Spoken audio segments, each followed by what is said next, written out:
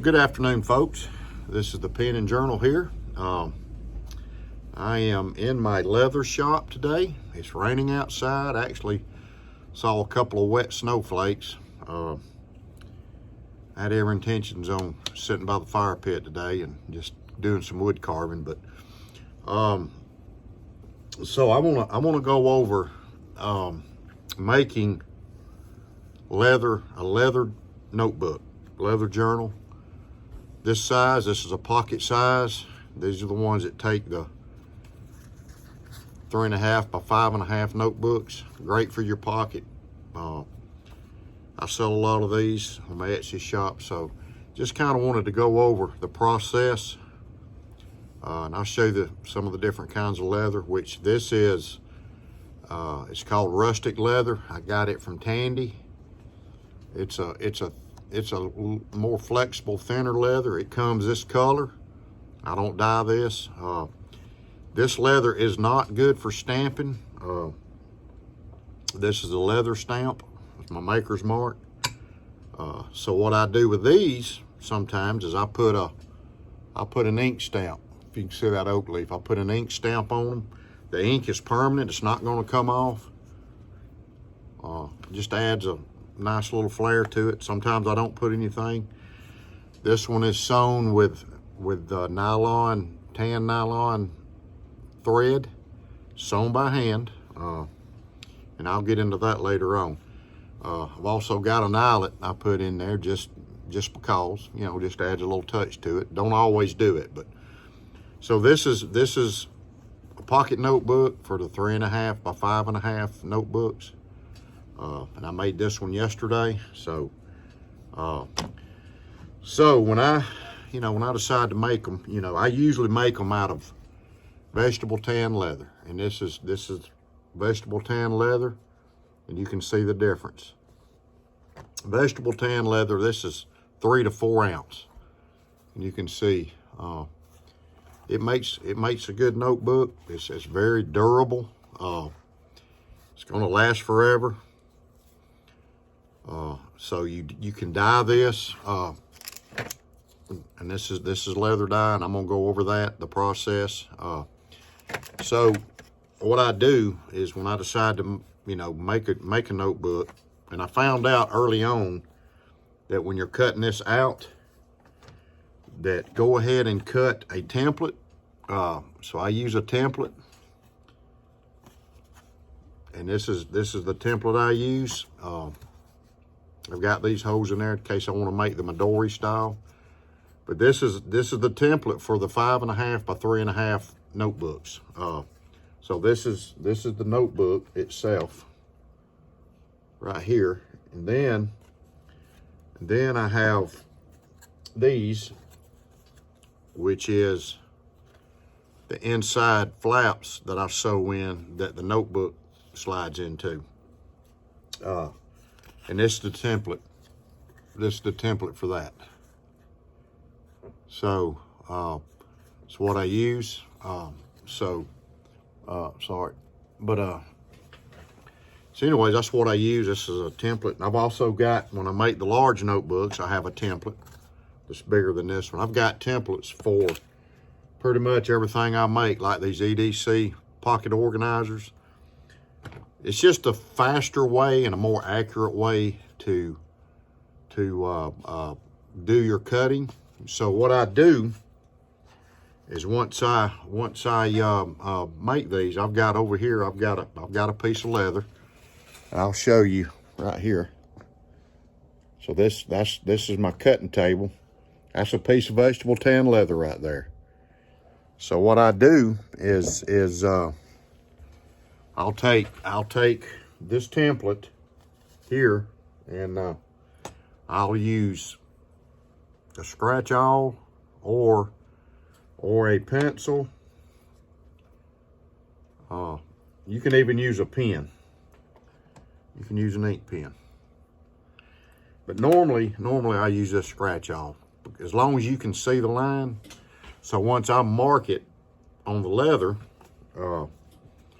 I'll put this back up, then I've got the lines. So then it's time to cut it out. So So once that process starts, you wanna use a straight edge, basically, and you put this on the leather on the line. You put an edge on the line, and I either use a razor knife,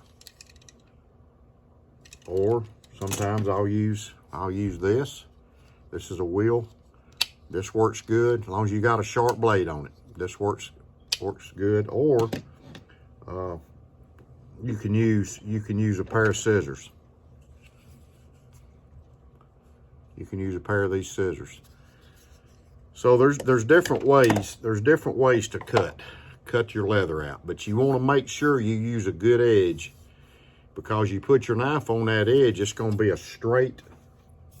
It's going to be a very straight cut. You know, you want to put it right on the edge, and you can see how straight of a cut this is. Always use a straight edge, even though you have a line, and then you get a nice straight cut. And you can measure. You know, you can measure your leather when you get it cut to make sure. This is 6 inches this way, and then it's I think it's 8 inches. It's 8.5 inches this way, and see and you measure this side, all 4 sides to make sure that they're you know, that it's square. Even though this is it's longer this way than this way, you still want your edges square. So then once you get that done, what I do is I'll take it and I'll go ahead and I'll put, and this is all done before you dye it. So what I do is I put a maker's mark on it, and this is my maker's mark. This EDC Leather Works. So you just take this, you decide where you want it, and you just take your, and I'm not going to stamp the leather, I'm just going to show you. Just take your hammer, hit it a few times, make sure you get a good strong hit, and it puts a good maker's mark on this.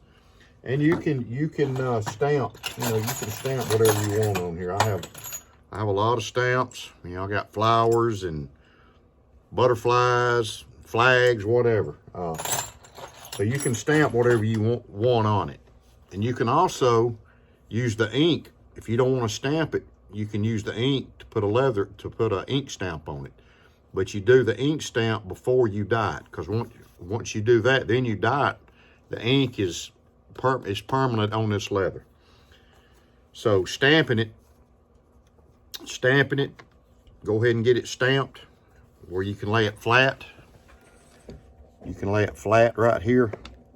You want a piece of granite because it's a good hard surface, so you want to stamp it. Get it stamped, and then you want to take it.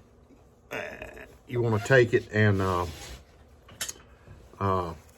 what I do is I either use tape, and I take the edges and stick them inside here, and I glue it. I either glue it or tape it. And this glue here, this is some Gorilla Glue, and I use it, and it doesn't take a whole lot. And you just take it and you just go around. You go around your edges. You leave one side open, but where the notebook goes, you go around your edges. Then I stick it on there and I clamp it or put something heavy on it. And I got a heavy piece of metal. Sometimes I'll just lay on top of it. So you can use this glue and you glue it, or you can tape it, or you can use leather glue. But I found out that this glue here works good. This Gorilla Glue. It's just it's called Clear Gorilla Glue, and it works good. But when you stamp, go back for a minute. When you stamp, you've got to wet. You got to use a spray gun or a sponge, and you've got to moisten your leather Once you get it moistened, you let it lay there for a couple minutes, let it start drying. You don't want it to dry all the way. Then you stamp it, because that moisture helps you get a good stamp on it. Don't stamp dry leather, okay? So once you get that done and you get it glued, okay, so then I'll go ahead and take and punch my hose to sew it. Now, I've got a press over here that I use. This is my press. And I put this up in here, and I can use it to punch holes. But also, I can use a bit, a drill bit on my little drill press. Like if I'm doing a knife sheath or something, I'll use that drill press with a little small drill bit, and I'll drill holes. Depends on how thick it is, but this works good. Okay. You always, when you punch holes, you always want to have a pad. You can stamp. You can just use the granite without a pad, but you can use a big one here, or you can use this small one. I use this small one a lot. It's pretty handy. So you get your holes punched in it. So then I'm ready. Then I'm ready to dye it. And so dyeing, you know, one thing about this vegetable tan leather, this leather, sometimes it'll dye different. It'll look different than, you can make 3 or 4 journals and each one of them looks different, because this leather, this vegetable tan leather, and I don't know if you can see it, but it's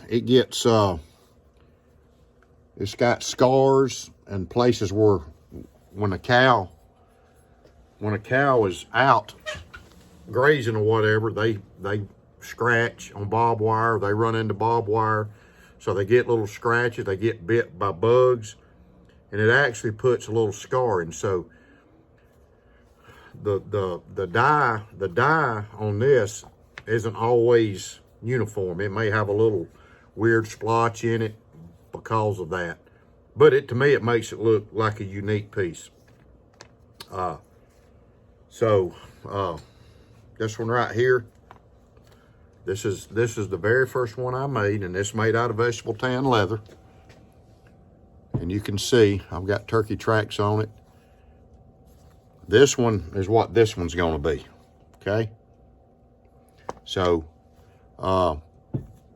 this one is one I carry every day in my pocket, and I've got my notebook in it, and I've had this thing for years. It's the very first one I made, and you can see how flimsy it opens up. And what I'll do is once I get this thing sewn and stained, dyed, I'll take and bend it. I'll wet it. I'll bend it in half, okay? Then I'll wet this inside and out. Excuse me. Then I'll mash it and take a hammer and hammer it a little bit and then work it, and it gets flexible. But it'll get more flexible over time. So if you buy these somewhere from me or whoever, you can see how flexible this thing is. And you can see it lays down flat. Leather to me gets prettier with age. And this thing is like an old pair of boots.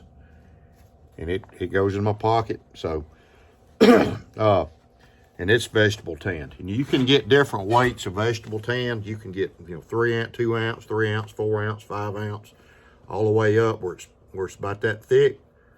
And that's what you make knife sheaths out of or other things. But with a journal notebook, you want it thinner. This is probably 2 ounce, but this type of leather is real flexible. You don't really have to break it in. These make pretty notebooks. It's just depending on what you like. Just some of the tools, gotta have you a good hammer or a persuader, whatever you want to call them. This is what I use. This is what I use for my stamping. I use this for making holes, unless I use my drill press. So there's a lot of things you use. You got to have some measuring devices. You know, whatever you want. I like these metal ones. I also got a wooden one. You know, it's pretty easy to read. You got to have your things to measure with. A lot of tools to use. Cutting tools. You know, cutting tools like this. Scissors, whatever type you like. Different kinds of scissors. You also got to have, here's another ruler. I like this small one. You got to have, you know, different knives. This is one. This actually is a knife that come from a GI canteen or GI mess kit. You can see the US on it. So I bought 2 of these, and this thing's razor sharp. And this thing's fantastic for leather work because you can see how thin the blade is, so I can use it to trim with. I've got this scalpel, which my cousin made. Another good little detailing knife. I made this sheath for it. A lot of different tools you can get. Roller, you just take when you sew it, you roll it over the thread and get it good and fastened down. Different leather knives. Just a lot of different tools you use. Burnisher. Burnishers are important. And what a burnisher is when you get in the process, you take and wet the edges. Okay? You wet the edges. Then you take this, once you got the edges wet, I'll take it and I use this burnisher, and you just rub it real good, all sides. And I'll do this here in a little bit before I do anything else.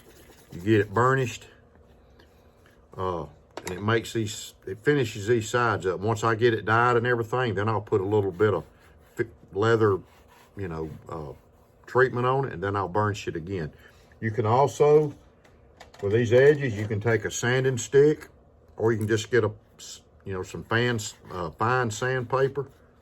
You can sand it, and then you can burnish it. It just makes it look nice. You'll learn a lot of little tricks about making these. But when you make them, like I said, you're gonna have an initial set of tools. Here's my some of my scratch aisles and different things I use. I actually cut this piece of wood and drilled holes in it. So you'll have to have some tools. Then I've got tools in here. This is where my thread stays, right here. You got thread, and I'm gonna show you the thread when I sew. Knives, hole punchers. You need some hole punchers like this. These kind of hole punchers. One of these makes your straight lines for sewing. So you get a lot of little tools and you accumulate them. Certain ones you got to have pretty quick. So that's the trick. Writing instruments, pen. I use pencil a lot. Because if you mark on leather with a pencil, you can take it and rub it off and it'll be gone. I still use the awls for all that. Some good glue, a little water bottle or some sponges. So that's the beginnings of making a notebook. Now today I'll start on this one and I'll get it probably a certain point. How much time I got today, but I'll get a certain point and I'll stop. But the next thing I'm gonna do is I'm gonna burnish the leather, and I'm gonna stamp it. I'll put my maker's mark, maybe another stamp if I choose to do so. So that's the process, the beginning process of making a notebook. You cut it out, get you some templates, you cut it out, you get it over here, and then you start your process. You get it ready to sew, you get it ready to dye, you stamp it first, and then you start down your road. Your last process when you're done sewing, you'll be your last process. Then I'll burnish it again, and then that's it. It's a finished product. It's great. You know, I started this off as just a little hobby, and I've got an Etsy shop, www.etsy.com/shop/EDC Leatherworks. So, you know, it's fun to do it. You know, if you don't want to be bothered with it, that's fine. You can buy these. But get you a good leather notebook, whatever size you want, right. Jot down notes or just journal. I'm gonna give this one to a friend of mine. So anyway, that's kind of some basic leather working on notebooks. Hope y'all have a good day. Hope you have a good Christmas. If you like my channel, subscribe to it. If you like my video, subscribe to it. Hit the bell, hit a like, and please leave a comment. Tell me what you think. I'm not going to sit here and say I'm an expert on leather work, because I learn something every day, but I just enjoy it. And when you can make something other people like that puts a smile on their face, you know you're doing a good job. So God bless you, and have a safe day.